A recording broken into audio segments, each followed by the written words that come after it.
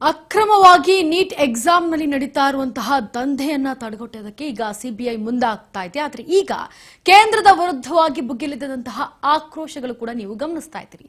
ಯಾಕೆ ಅಂತಂದ್ರೆ NEET exam ಅಲ್ಲಿ ಅಕ್ರಮ ನಡೆದಿದೆ. ಹಾಗಾಗಿ ಕೇಂದ್ರದ ವಿರುದ್ಧವಾಗಿ ವಿದ್ಯಾರ್ಥಿಗಳು ಭುಗಿಲೆದ್ದು ತಮ್ಮ ಆಕ್ರೋಶವನ್ನ ಹೊರಹಾಕ್ತಾ ಇದ್ದಾರೆ. ನೀಟ್ ಅಕ್ರಮ, ಕೇಂದ್ರದ ವಿರುದ್ಧ ಭುಗಿಲೆದ್ದ ಆಕ್ರೋಶ. ಕೇಂದ್ರ ಸರ್ಕಾರದ ವಿರುದ್ಧ ಯೂತ್ ಕಾಂಗ್ರೆಸ್ ಪ್ರತಿಭಟನೆ. ಸಂಸದ ಡಾಕ್ಟರ್ ಕೆ ಸುಧಾಕರ್ ನಿವಾಸದ ಬಳಿ ಕಾಂಗ್ರೆಸ್ ಪ್ರತಿಭಟನೆ. ಕರ್ನಾಟಕ ಪ್ರದೇಶ ಯುವ ಕಾಂಗ್ರೆಸ್ ಸಮಿತಿಯಿಂದ ಪ್ರತಿಭಟನೆ ನಡೀತಾ ಇದೆ. ಸದಾಶಿವನಗರದ ಸಂಸದ ಕೆ ಸುಧಾಕರ್ ಕೇಂದ್ರ ಸರ್ಕಾರದ ವಿರುದ್ಧ ಧಿಕ್ಕಾರ ಕೂಗಿ ಆಕ್ರೋಶವನ್ನು ಹೊರಹಾಕ್ತಾ ಇದ್ದಾರೆ.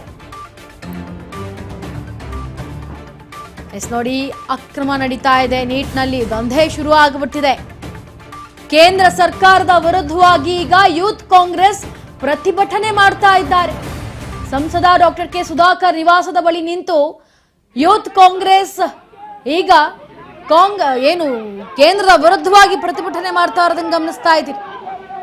ಹಲವಾರು ಕಡೆ ಈಗ ಆಲ್ರೆಡಿ ಪ್ರತಿಭಟನೆ ನಡೀತಾ ಇದೆ. ಒಂದ್ ಕಡೆ ದೆಹಲಿಯತ್ತ ಕೂಡ ಪ್ರತಿಭಟನೆ ಜೋರಾಗಿ ನಡೀತಾ ಇದೆ. ಇತ್ತ ಕರ್ನಾಟಕದಲ್ಲಿ, ಅದು ಕೂಡ ಬಹುಮುಖ್ಯವಾಗಿ ಬೆಂಗಳೂರಿನಲ್ಲಿ ಈಗ ಪ್ರತಿಭಟನೆ ನಡೀತಾ ಇದೆ.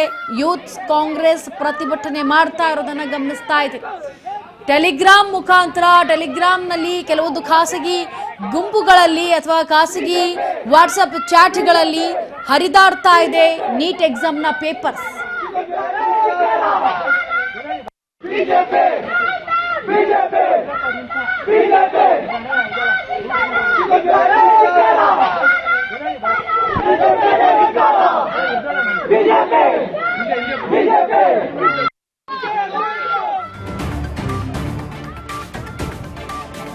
ರಾಜ್ಯಾದ್ಯಂತ ವಿದ್ಯಾರ್ಥಿ ಸಂಘಟನೆಗಳಿಂದ ಪ್ರತಿಭಟನೆ ನಡೀತಾ ಇದೆ. ಸಂಸದರ ನಿವಾಸಕ್ಕೆ ವಿದ್ಯಾರ್ಥಿನಿ ಸಂಘಟನೆಗಳ ಸೇರ್ಕೊಂಡು ಪ್ರತಿಭಟನೆ ಮಾಡ್ತವೆ. ಶಿವಮೊಗ್ಗ, ಚಿಕ್ಕಮಗಳೂರಿನಲ್ಲೂ ಕೂಡ ವಿದ್ಯಾರ್ಥಿಗಳು ಪ್ರತಿಭಟನೆ ಮಾಡ್ತಿದ್ದಾರೆ. ಶಿವಮೊಗ್ಗ ಸಂಸದ ಬಿವೈ ರಾಘವೇಂದ್ರ ಮನೆ ಮುಂದೆ ಪ್ರತಿಭಟನೆ ನಡೆಸ್ತಾ ಇದ್ದಾರೆ. ಸಂಸದ ಕೋಟಾ ಶ್ರೀನಿವಾಸ್ ಕಚೇರಿ ಎದುರು ಕೂಡ ಪ್ರತಿಭಟನೆ ನಡೀತಾ ಇದೆ. ಇನ್ನು ಕೋಟಾ ಶ್ರೀನಿವಾಸ ಪೂಜಾರಿ ಕಚೇರಿಗೆ ಮುತ್ತಿಗೆ ಹಾಕೋದಕ್ಕೆ ಯತ್ನ ಮಾಡ್ತಿದ್ದಾರೆ. ನಗರಸಭೆ ಆವರಣದಲ್ಲಿರುವ ಕೋಟಾ ಶ್ರೀನಿವಾಸ ಪೂಜಾರಿ ಕಚೇರಿ 20ಕ್ಕೂ ಹೆಚ್ಚು ಕಾರ್ಯಕರ್ತರಿಂದ ಮುತ್ತಿಗೆಗೆ ಪ್ರಯತ್ನಿಸಲಾಗಿದೆ.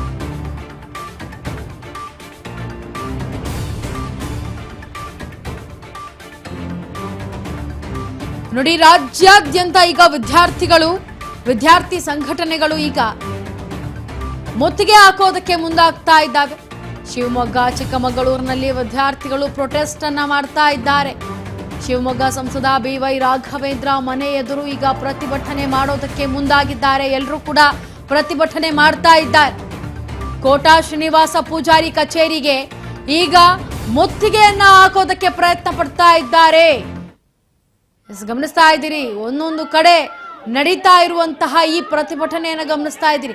ದೆಹಲಿ ಮಾತ್ರ ವಿದ್ಯಾರ್ಥಿಗಳು ಪರೀಕ್ಷೆ ಬರೆದಿಲ್ಲ, ದೇಶದ ಮೂಲೆ ಮೂಲೆಗಳಿಂದಲೂ ಕೂಡ ಬಂದು ಪರೀಕ್ಷೆಯನ್ನ ಬರೆದಿರ್ತಾರೆ. ಒಂದೊಂದು ರಾಜ್ಯಗಳಲ್ಲೂ ಕೂಡ ಈಗ 22 ಲಕ್ಷಕ್ಕೂ ಅಧಿಕ ವಿದ್ಯಾರ್ಥಿಗಳ ಭವಿಷ್ಯ ಈ ರೀತಿ ಬೀದಿ ಪಾಲಾಗಿ ನಮಗೆ ನ್ಯಾಯ ಒದಗಿಸಿ ಅಂತ ಒದ್ದಾಡ್ತಾ ಇದ್ದಾರೆ. ಗಮನಿಸ್ತಾ ಇದ್ದೀರಾ ದೃಶ್ಯಾವಳಿಗಳಲ್ಲಿ. ಮತ್ತೊಂದು ವಿದ್ಯಾರ್ಥಿಗಳ ಆಕ್ರೋಶ ಏನಪ್ಪಾ ಅಂತಂದ್ರೆ, ಈಗ ನಡೆದಿರೋದು ರಾಜಸ್ಥಾನ, ಕೇರಳ ಈ ಕಡೆ ನಡೆದಿರೋದು. ಅಲ್ಲಿ ಯಾರು ತಪ್ಪಿತಸ್ಥರಿರ್ತಾರೆ ಅವರನ್ನ ನೀವು ಕರೆತಂದು ಅವ್ರಿಗೆ ಏನು ಶಿಕ್ಷೆಯನ್ನ ಕೊಡಬೇಕು ಅದನ್ನ ಕೊಡಿ. ಅದು ಬಿಟ್ಟು ದೇಶದಲ್ಲಿ ಇರೋರು ಎಲ್ಲರಿಗೂ ಕೂಡ ಸೇರಿ ಯಾಕೆ ನೀಟ್ ಎಕ್ಸಾಮ್ ಅನ್ನ ರದ್ದು ಮಾಡಿದ್ದೀರಿ ಅಂತ ಆಕ್ರೋಶವನ್ನ ಹೊರಹಾಕ್ತಾ ಈಗ ಮನೆಗಳ ಮುಂದೆ ನಿಂತು, ಅವರವರ ಮನೆಗಳ ಮುಂದೆ ನಿಂತು ರಾಜಕಾರಣಿಗಳಿಗೆ ನಾಚಿಕೆ ಆಗಬೇಕು ಅಂತೇಳಿ ಒಂದಷ್ಟು ಈಗ ಹೋರಾಟವನ್ನ ಮಾಡ್ತಾ ಇರೋದನ್ನ ಗಮನಿಸ್ತಾ ಇದ್ದೀವಿ. ಬರೀ ಬೆಂಗಳೂರು ಮಾತ್ರವಲ್ಲ, ವಿವಿಧ ಜಿಲ್ಲೆಗಳಲ್ಲೂ ಕೂಡ ಈಗ ನಡೀತಾ ಇದೆ ಪ್ರೊಟೆಸ್ಟ್ ವಿದ್ಯಾರ್ಥಿಗಳಿಂದ.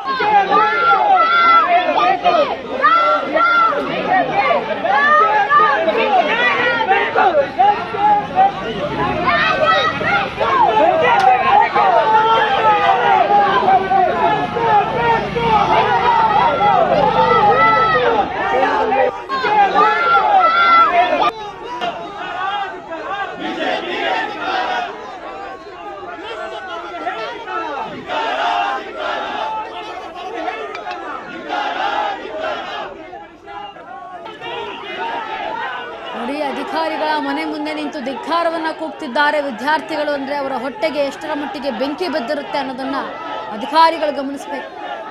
ನಡೆಸೋದು ಕೇಂದ್ರ ಪ್ರತಿ ವರ್ಷ ನಡೆಸುತ್ತೆ, ಇಲ್ಲ 2 ವರ್ಷಕ್ಕೊಮ್ಮೆ ನೀಟನ್ನು ನಡೆಸುತ್ತೆ.